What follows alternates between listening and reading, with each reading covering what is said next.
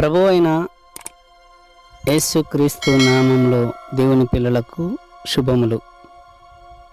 అంశము మరణం తర్వాత జరిగే సంఘటనలు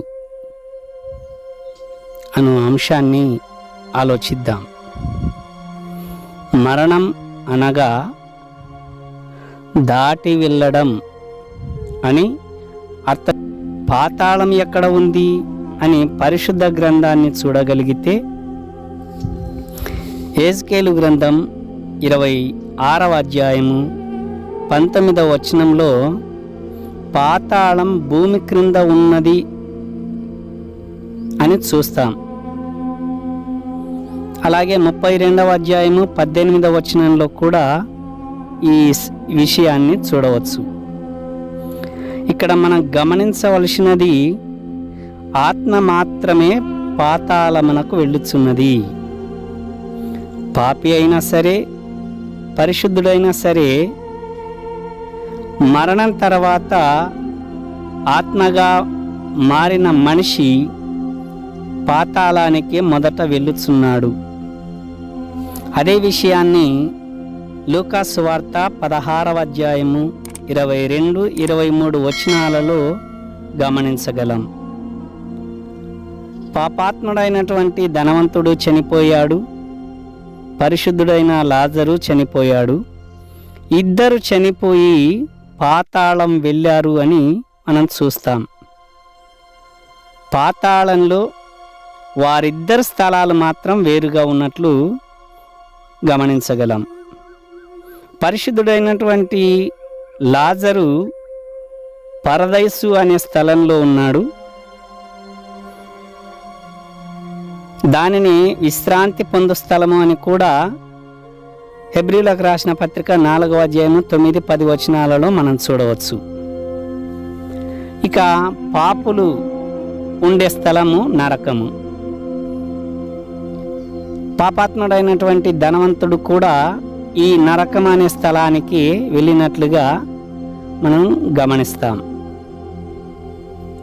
ఇదే విషయాన్ని యెషయా గ్రంథం 14వ అధ్యాయం 15వ వచనంలో కూడా పాతాళం అనేది ఉన్నది.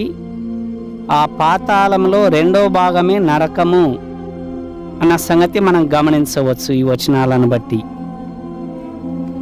ఇక భూమి మీద విడిచిపెట్టబడిన శరీరమును గూర్చి చూసినట్లయితే మత్తయి సువార్త 10వ అధ్యాయము 28వ వాక్యమును బట్టి చూడగా ఆత్మతో పాటు శరీరము కూడా నిత్య నరకానికి గాని లేదా నిత్య జీవానికి గాని వెళ్ళవలసి ఉన్నది అని గమనిస్తాం.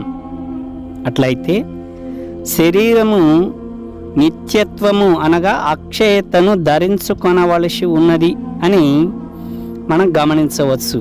అందుకు ఆధారము అపోస్తలుడైన పౌలు కొరింథీయులకు రాసిన మొదటి పత్రిక 15వ అధ్యాయము 44వ వచనంలో చూడగలం. ప్రకృతి శరీరముగా విత్తబడి ఆత్మ శరీరముగా లేపబడును అని చూస్తూ ఉన్నాం. ఎందుకంటే రక్త మాంసములు నిత్యత్వములోనికి వెళ్ళవు. ఇది పరిశుద్ధ బైబిల్ మనకిస్తున్న సందేశం. అదే విషయాన్ని కొరింథీయులకు రాసిన మొదటి పత్రిక 15వ అధ్యాయము 50వ వచనంలో మనం చూడవచ్చు. అందుకే ప్రకృతి శరీరము ఆత్మ శరీరముగా మార్పు పొందాలి. ప్రకృతి శరీరము ఆత్మ శరీరముగా మార్పు పొందాలంటే తీర్పు జరగాలి. ఆ తీర్పు జరుపుటకే యేసుక్రీస్తు మరలా భూమి మీదకి రెండవసారి వస్తూ ఉన్నాడు.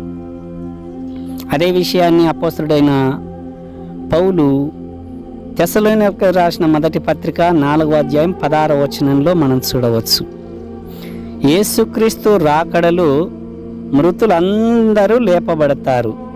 అనగా వారు విడిచి వెళ్ళిన ప్రకృతి శరీరములోనికి ఆత్మలుగా వెళ్ళినటువంటి వారు తిరిగి ఆ ప్రకృతి శరీరములోనికి వస్తారు అని మనం గమనించవచ్చు. ఆ మీదట తీర్పు జరుగుతుంది. ఆ తర్వాత తీర్పులో మేలు చేసినటువంటి వారు నిత్యమైన జీవములోనికి అనగా పరలోకానికి వెళతారు. పాపం చేసినటువంటి పాపులు పాతాళంలో రెండో భాగమైన అగ్నిగుండము లేక నరకము నాకు వెళతారు. ఆత్మ శరీరులుగా వెళతారు అనేది మనం గమనించాలి. కనుక ప్రియులరా, ఆత్మ శరీరము పొందే క్రమంలో నీ దారి ఎక్కడికో భూమి మీద ప్రకృతి శరీరంలో ఉన్నప్పుడే నిర్ణయించుకోవాలి. ఆత్మ శరీరముగా మార్చబడిన తర్వాత అనగా చనిపోయిన తర్వాత ఇంకా నీ నిర్ణయము పనికిరాదు.